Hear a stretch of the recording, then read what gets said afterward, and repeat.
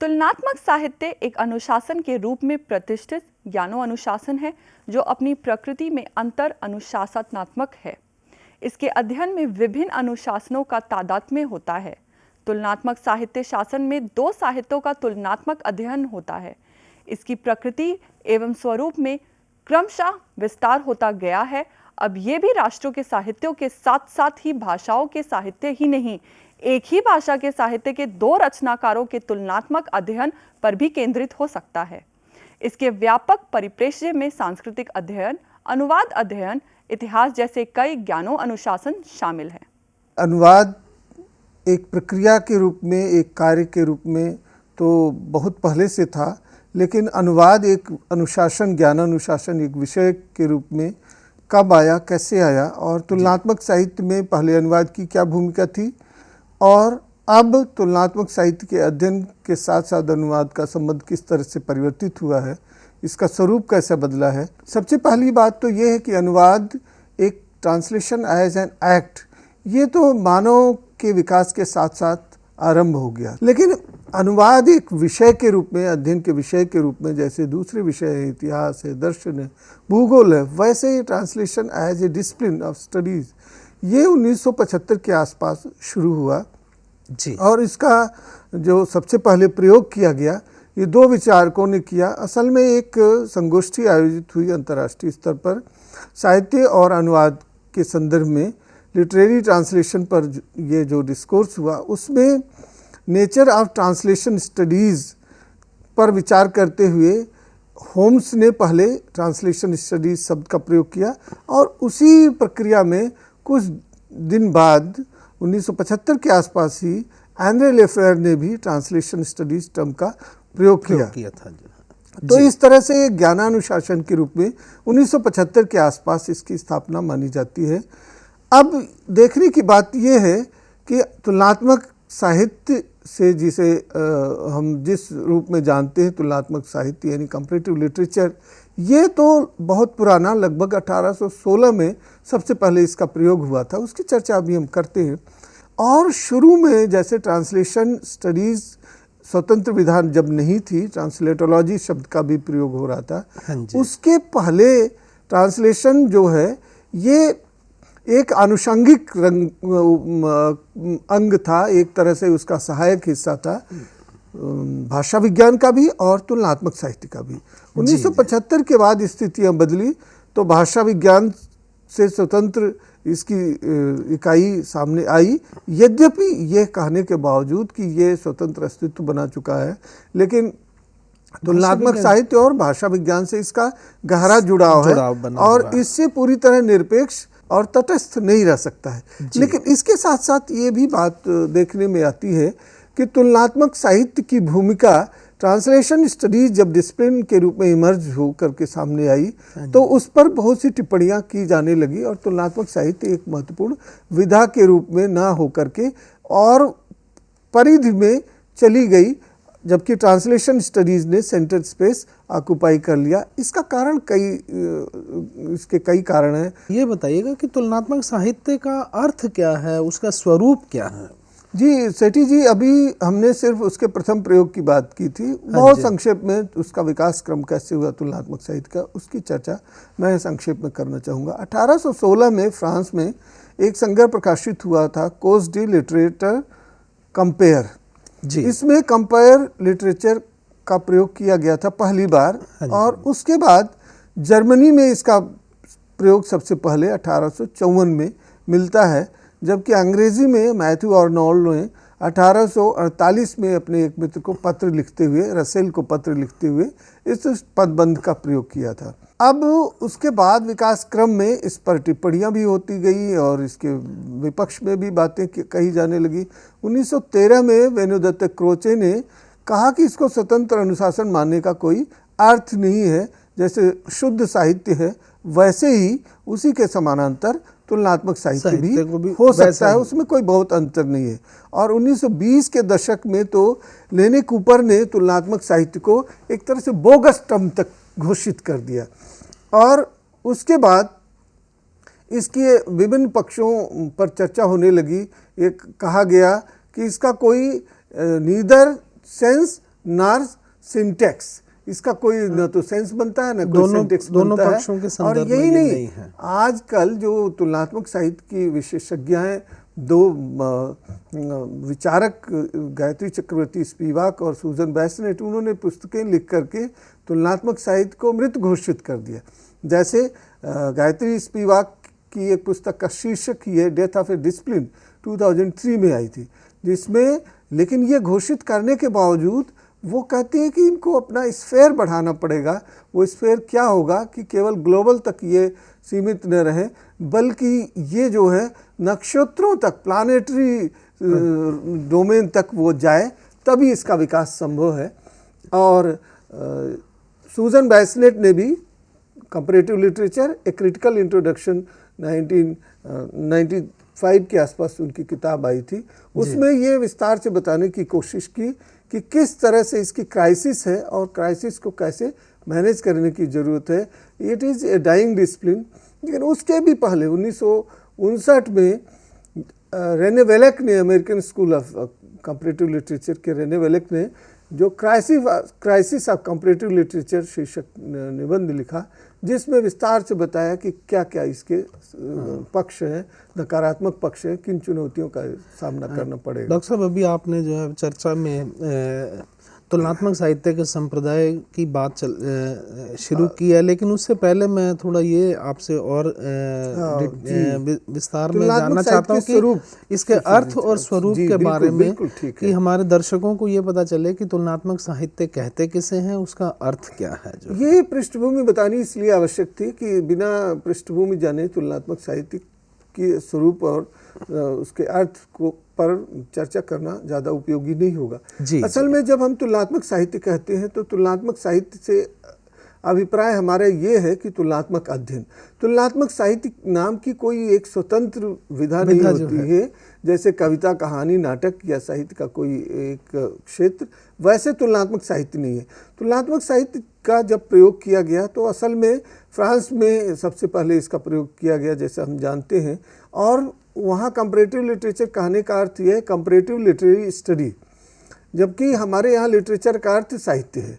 तो वहाँ लिटरेचर का मतलब है लिटरेरी स्टडी। जैसे हम जब हमारे यहाँ पहले काव्य जब कहते थे तो काव्य का अर्थ साहित्य माना जाता है, वैसे वहाँ जब लिटरेचर कहा जाता है तो लिटरेरी डिस्कोर्स से उसका अभिप्राय होता है। तो जब हम तुलनात्मक साहित्य की बात करते हैं तो तुलनात्मक अध्ययन से हमारा आशय होता है।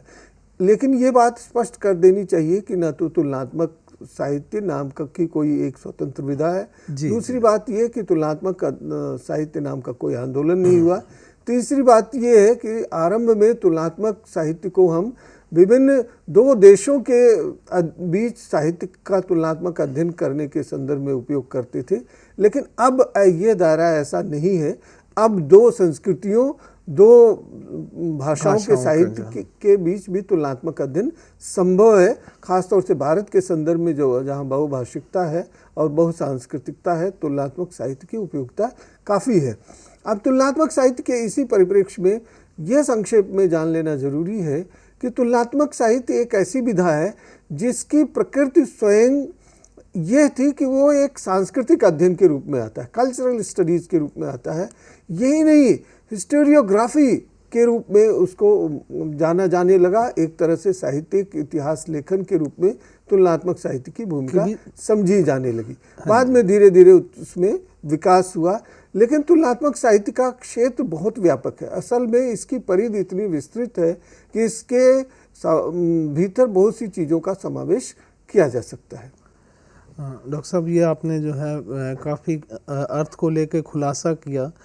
जैसे अब हम एक स्पष्ट रूप से ये भी जहाँ आप बता रहे हैं कि तुलनात्मक साहित्य जो है वास्तव में तुलनात्मक साहित्यिक अध्ययन है, तो जैसे हम लोग जैसे साहित्य शब्द की बात करते हैं तो साहित्य तो वो जो है मूल रूप से सृजनात्मक साहित्य है, क्रिएटिव लिटरेचर जो है उसके संदर्भ में देखते हैं, जबकि लिखित जो कोई भी चीज़ है वो साहित्य के अंतर्गत आ जाती है, और दूसरा साहित्य जो ज्ञान का साहित्य माना जाता है। इसी तरह से अगर अनुवाद अध्ययन के अंतर्गत जो है या उसके बाहर भी हम देखें तुलनात्मक साहित्य और तुलनात्मक अध्ययन जो है, तो इसका जो है हमारे दर्शकों को काफ़ी स्पष्ट रूप से बोध हो गया होगा। डॉक्टर साहब, अब मैं थोड़ी उस चर्चा को आगे बढ़ाते हुए जो है आपसे ये जानना चाहता हूँ कि तुलनात्मक साहित्य के संप्रदाय या स्कूल्स ऑफ कंपैरेटिव लिटरेचर जो है ये कौन से हैं, या इनके थोड़े इतिहास पर भी जो है वैश्विक संदर्भ में थोड़ी चर्चा कर ली जाए। जी सेठी जी, असल में तुलनात्मक साहित्य की चर्चा जब शुरू हुई तो ये फ्रेंच स्कूल ऑफ स्टडीज़ ने सबसे पहले उस पर शुरुआत की, और जैसा हमने उल्लेख किया कि सबसे पहले ये इस टर्म का इस्तेमाल 1816 में फ्रांस में ही हुआ था। तो फ्रेंच स्कूल ऑफ स्टडीज़ जो कंपैरेटिव लिटरेचर, इसका सबसे ज़्यादा योगदान इस क्षेत्र के अध्ययन में था। लेकिन उसकी स्थिति ये थी कि उसने काज इफेक्ट रिलेशन पर बहुत ज़्यादा बल दिया, पॉजिटिविज्म की थियरी, तो कारण कार्य और प्रभाव का जो सिद्धांत था उस पर ज़्यादा किया। तो इन्फ्लुएंस रिसेप्शन थियरी पर सबसे ज़्यादा बल उन्होंने दिया कि प्रभाव कैसे किया पड़ता है, कैसे अभिग्रहण किया जाता है। उसके अलावा जो प्रत्यक्षवाद, जो पॉजिटिविज्म की थियरी थी, उसका इसमें सबसे ज़्यादा वर्चस्व था। दूसरी बात ये थी कि उसमें हमने ये देखने की कोशिश की कि कौन सा देश कितना किससे अधिग्रहित कर रहा है, यानी टेकर्स और गिवर्स की जो स्थितियां थी, यानी दाता और ग्राहक की स्थिति, तो उसका जो अध्ययन जो है। लेकिन इस अध्ययन की कठिनाई ये थी कि इन्फ्लुएंस इतना ज़्यादा होता था, जैसे मान लिया जाता था कि भारत, अब इसकी व्याख्या अगर दूसरे ढंग से करें तो यूरोप का भारत पर बहुत ज़्यादा प्रभाव था, और एक ऐसा दौर था कि हमारे बौद्ध मत का, संप्रदाय का श्रीलंका पर, चीन पर, जापान पर बहुत गहरा प्रभाव पड़ा। तो इसका परिप्रेक्ष्य ये है कि जब हम तुलनात्मक साहित्य की चर्चा फ्रेंच स्कूल ऑफ स्टडीज़ के माध्यम से करते हैं तो पॉजिटिविज्म उसमें सबसे प्रबल होता है, इन्फ्लुएंस बहुत ज़्यादा होता है। लेकिन इन्फ्लुएंस को किस रूप में देखा जाए, नेगेटिव इन्फ्लुएंस भी हो जाता है, पॉजिटिव इन्फ्लुएंस भी होता है, और इन्फ्लुएंस के कई पैरामीटर्स हैं, जैसे वो एडाप्टेशन के रूप में भी होता है और वो एक पैरोडी के रूप में भी आ जाता है। उसके इतने डायमेंशंस हैं, इस संक्षिप्त चर्चा में शायद हम विस्तार से उस पर नहीं बात कर पाएंगे, लेकिन जो कुछ मूल बिंदु हैं उनकी ओर संकेत कर देना मुझे ज़रूरी लगता है। तो जैसे फ्रेंच स्कूल की तो अभी आपने बात की, इसके अलावा जो है और कौन से जो है स्कूल्स की बात की जा सकती है तुलनात्मक साहित्य के संदर्भ में? बिल्कुल ठीक कहा सेठी जी ने। French school of comparative literature है जिसका काफ़ी वर्चस्व था, अभी भी कमोवेश उसी का वर्चस्व काफ़ी हद तक बना हुआ है। हालांकि बाद में इंग्लिश स्कूल और अमेरिकन स्कूल ने प्रभाव डालना शुरू किया, तो अमेरिकन स्कूल की थियरी को कुछ ज़्यादा महत्व दिया जाने लगा है। लेकिन इंग्लिश स्कूल का भी बड़ा योगदान है। इंग्लिश स्कूल की विशेषता ये थी कि उसने प्लेसिंग टेक्स्ट की स्थिति, यानी कृतियों का निर्धारण, ये एक तरह से अभी इसमें जैसे फ्रेंच स्कूल ऑफ स्टडीज़ और English school of studies, American school of studies, इसके अलग अलग नुआंसेज हैं। जैसे अमेरिकन स्कूल, अभी हम चर्चा करेंगे तो बताएंगे कि American school of studies reader oriented ज़्यादा है कि कौन पाठक जो है कितना उससे अभिग्रहण करता है, रिसेप्शन कैसे करता है, किस कोण से करता है। जी, इंग्लिश स्कूल में सबसे ज़्यादा योगदान, जैसा कहना चाहिए, मैंने उल्लेख किया, मैथ्यू आर्नल्ड का था, और उन्होंने सबसे पहले 1848 में इस शब्द का प्रयोग किया था और रसेल को एक पत्र लिखते हुए किया था। उन्होंने, जैसे शुरू में बताया था, poetry is criticism of life, कविता जीवन की आलोचना है, तो कंपैरेटिव लिटरेचर को भी वो उसी दायरे में देखने की कोशिश करते हैं, और वो बताते हैं कि कृतियों का महत्व है। जब कृतियों का महत्व है तो जिस कृति से दूसरी भाषा या संस्कृत की रचना की तुलना करते हैं तो हम उन दोनों के प्रभाव और उनके स्वरूप की चर्चा करते हैं, यानी दोनों को ज़्यादा हम हाईलाइट भी करते हैं, और दोनों का appreciation, sense of appreciation and sense of highlighting, मतलब ये कि किसी एक को अंडरमाइन करने की कोशिश नहीं की जाती है। दोनों के जो सकारात्मक पक्ष हैं पैरेलल रख करके उनका अध्ययन किया जाता है, और कोई उसमें दाता और ग्राहक की स्थिति में नहीं होता है, दोनों एक दूसरे से प्रभावित अप्रभावित होते रहते हैं। ये अमेरिकन स्कूल ऑफ स्टडी मुख्यतः ये फ्रेंच स्कूल ऑफ स्टडीज़ के अपोजिट है, उसका विरोध काफ़ी प्रबलता से इसमें किया गया है। उसका कहना ये था कि असल में फ्रेंच स्कूल ऑफ स्टडी की जो शुरुआत हुई उसमें सबसे ज़्यादा बल दिया गया था कि कितने इन्फ्लुएंस होता है, यानी इन्फ्लुएंस एक तरह से वर्चस्व की अवधारणा भी उसमें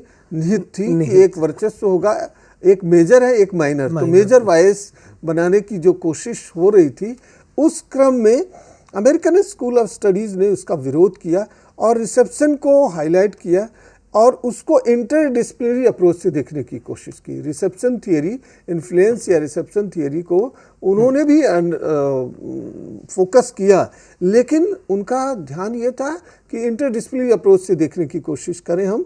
दूसरी बात, जैसे मैंने उल्लेख किया, इसमें हेनरी रिमेक और रेने वेलेक ने क्राइसिस ऑफ कंपैरेटिव लिटरेचर इस शीर्षक से एक निबंध लिखा 1959 में, और उन्होंने बताने की कोशिश की कि जो राष्ट्रीयता की अवधारणाएं हैं ये सब इसके बाधक तत्व हैं, और इसके कारण जो है उन्होंने प्रोसेस ऑफ प्रोडक्ट पर बल दिया, जबकि फ्रेंच स्कूल ऑफ स्टडीज़ में सिर्फ प्रोडक्ट पर बल दिया जाता था। और 1890 में वैसे American school of comparative literature की शुरुआत की गई थी, जिसमें चार्ल्स मिल्स गैलेरी का उल्लेख है कि गैलेरी ने एक तरह से इसकी शुरुआत की थी और यहाँ से उसकी परंपरा को आगे बढ़ाया गया। लेकिन रेने वेलेक का नाम बहुत ही महत्वपूर्ण है। बाद में उसके अन्य रचना स्पिवाक यद्यपि भारतीय मूल की हैं लेकिन अब अमेरिका में ही स्थापित हैं, तो उन्होंने डेथ ऑफ डिसिप्लिन करके उसके नए नुआंसेज और नए डायनेमिक्स की चर्चा की है। अब उसको प्लानरी ही नहीं बल्कि कहिए प्लैटनरी, प्लैनेट्स तक से उसको जोड़ दिया, नक्षत्रों की दुनिया तक उसको ले गए, ग्लोबल पर्सपेक्टिव से ले जा कर के। एक और जर्मन स्कूल ऑफ स्टडीज़ की भी चर्चा की जाती है, जिसमें जातीयता, नृतत्वीय मूलों की खोज और हिस्टोरियोग्राफी, इन सब पर बल दिया जाता है। यानी साहित्य केवल अपने आप में एक स्वतंत्र टेक्सचुअल राइटिंग नहीं है, बल्कि उसकी कॉन्टेक्चुअल रीडिंग होनी चाहिए। उसके जो एंथ्रोपोलॉजिकल पर्सपेक्टिव है, उसके प्री टेक्स्ट क्या है, इन सब को भी समझने की ज़रूरत है। और एक और स्कूल की भी चर्चा की जाती है, Russian school of comparative literature. यद्यपि अलग अलग विचारक अलग अलग ढंग से इसको देखते हैं, तो Russian school of comparative literature में बताया जाता है कि जो मार्क्सवादी प्रभाव दृष्टि है उसका बल है, और जैसे पुष्किन का और मान लीजिए मैक्सिम गोर्की का, इन लोगों का इन्फ्लुएंस दूसरे देश के साहित्य पर कितना पड़ा, या दूसरे देश के साहित्य से ये लोग कितने प्रभावित हुए, इन सब पर ध्यान देकर के हम इसकी चर्चा कर सकते हैं। साहब, आपने जो है तुलनात्मक साहित्य के जो अलग अलग संप्रदाय हैं उनके बारे में बताया है।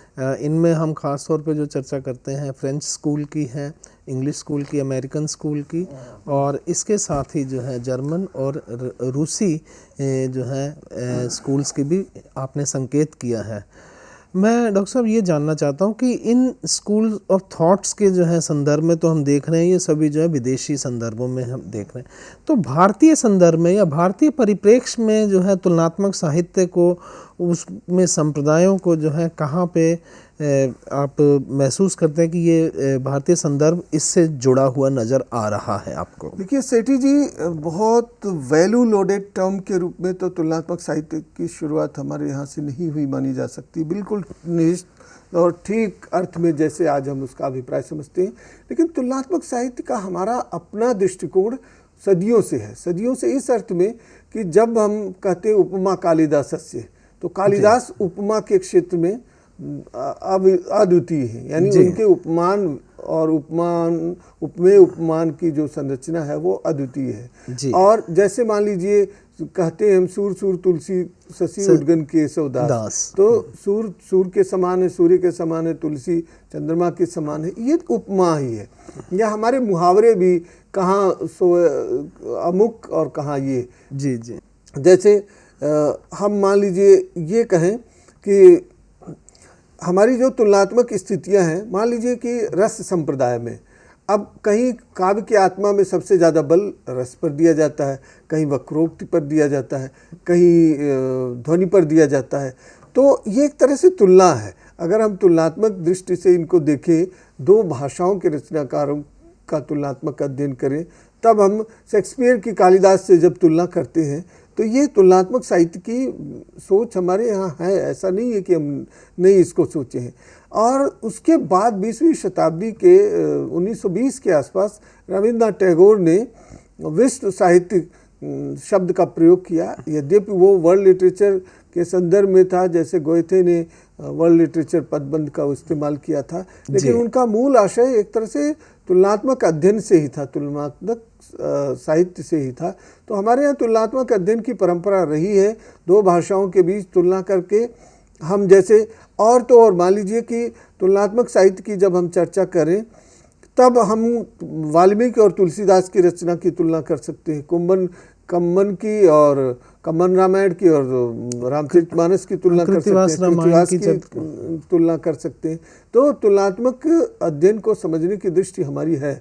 और हमारे वर्तमान समय में 20वीं शताब्दी में हमारे यहाँ कई ऐसे विचारक हुए, जैसे सुशील कुमार दास, अमी देव और इस तरह के जो विचारक हैं उन्होंने इस पर चर्चाएं की हैं।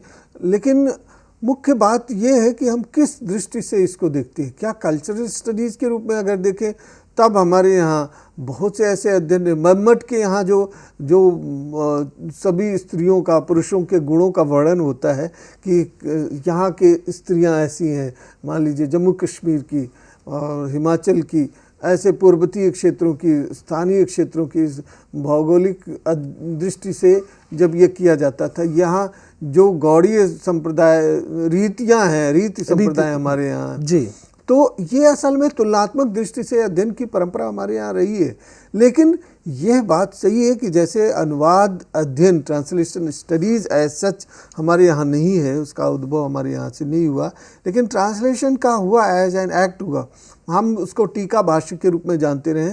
उसी तरह से तुलनात्मक साहित्य भी हम अपने ढंग से करते, समझते, पढ़ते रहे हैं और विशेष ढंग से उसको समझते रहे, स्वतंत्र अस्तित्व के रूप में उसको देखते रहे। तो डॉक्टर साहब, आपने ये जो साफ तौर पर संकेत किया कि भारतीय जो संदर्भ में देखें तो तुलनात्मक साहित्य जो है सिर्फ भाषाओं तक ही केंद्रित नहीं, अलग अलग भाषाओं तक ही नहीं, बल्कि रचनाकारों के बीच में भी जो है केंद्रित है, और एक ही भाषा के बीच में भी तुलना वाली स्थिति भी है, और एक भाषा से दूसरी भाषा की साहित्यिक रचनाओं के संदर्भ में भी इसको देख सकते हैं।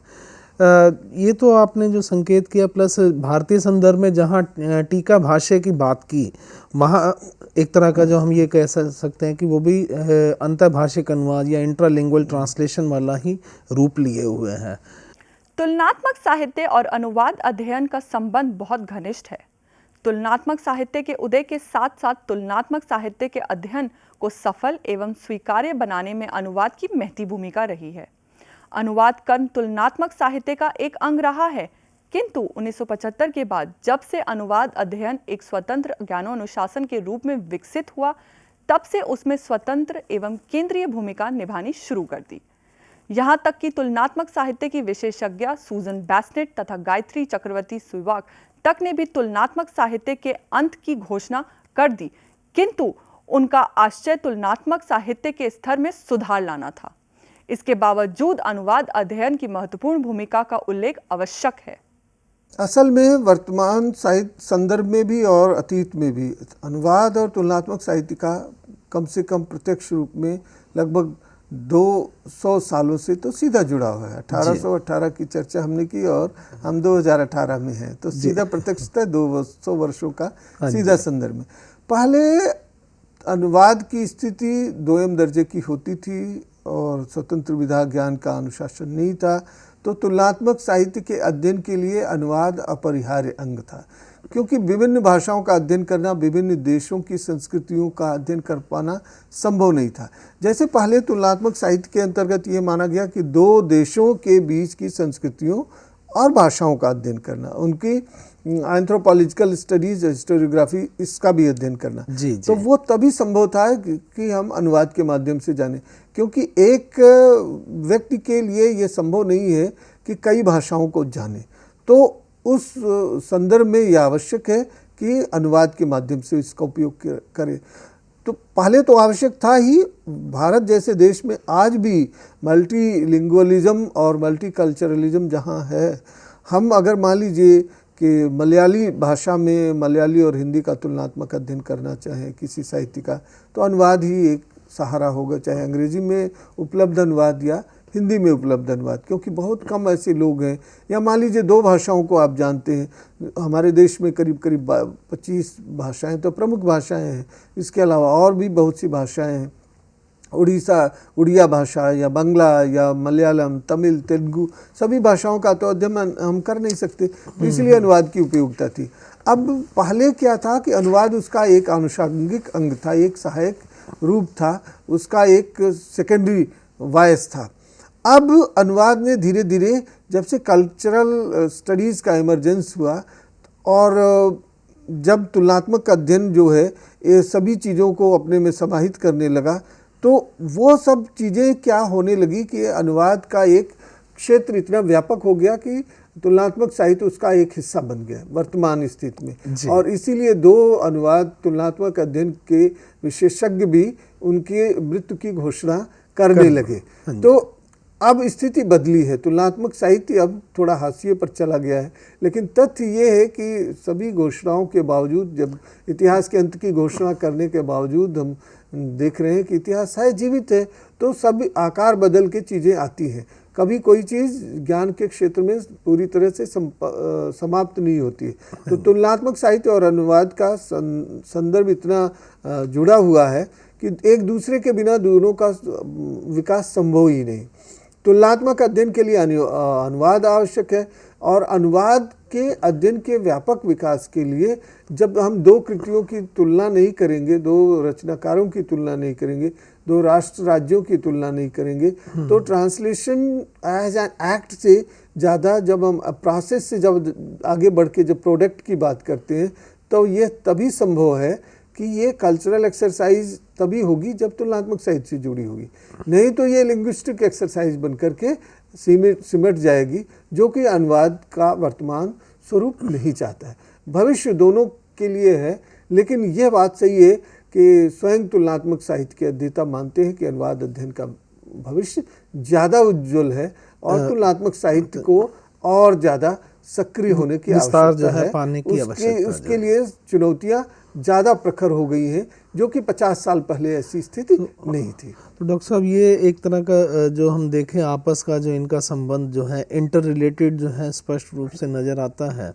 और अगर दोनों का विकास विस्तार चाहिए तो अपने जो है इसी क्षेत्र में जो है निरंतर आगे बढ़ने की ज़रूरत है, ताकि जैसे अनुवाद अध्ययन के संदर्भ में देखें तो जितना जो है अनुवाद अध्ययन के क्षेत्र में जो काम किया जा रहा है उसमें और अधिक आयामों को उभारने में तुलनात्मक साहित्य जो है एक विशेष भूमिका निभा रहा है।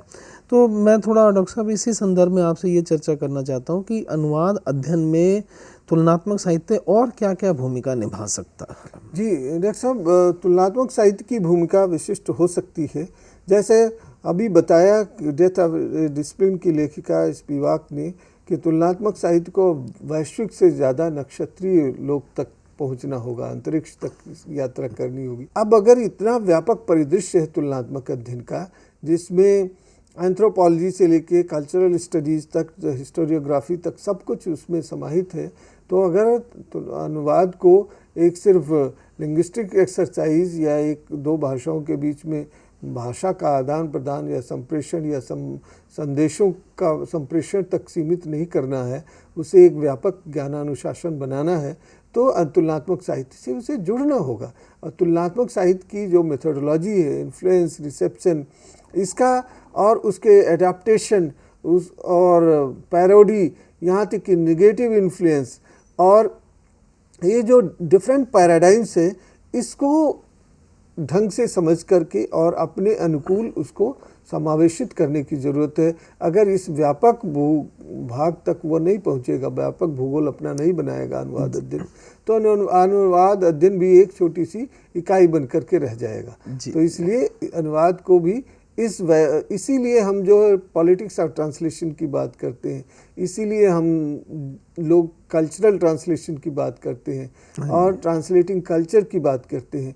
ये अकारण नहीं था। ट्रांसलेटिंग दी अदर जो शीर्षक निबंध है एंड्रे लेफेयर का, उसमें उन्होंने कॉन्सेप्चुअल ग्रिड और टेक्सचुअल ग्रिड दोनों की बात की है, तो हम कॉन्सेप्चुअल ग्रिड की भी बात करें और कल्चरल पर्सपेक्टिव को भी देखें, तभी ट्रांसलेशन एज कल्चर जो स्पिवाक लिखती हैं अपने निबंध, इस शीर्षक से एक निबंध लिखती हैं, तो वो बताती है ट्रांसलेशन ये जो है ट्रांसफेरे है, it is A done deal.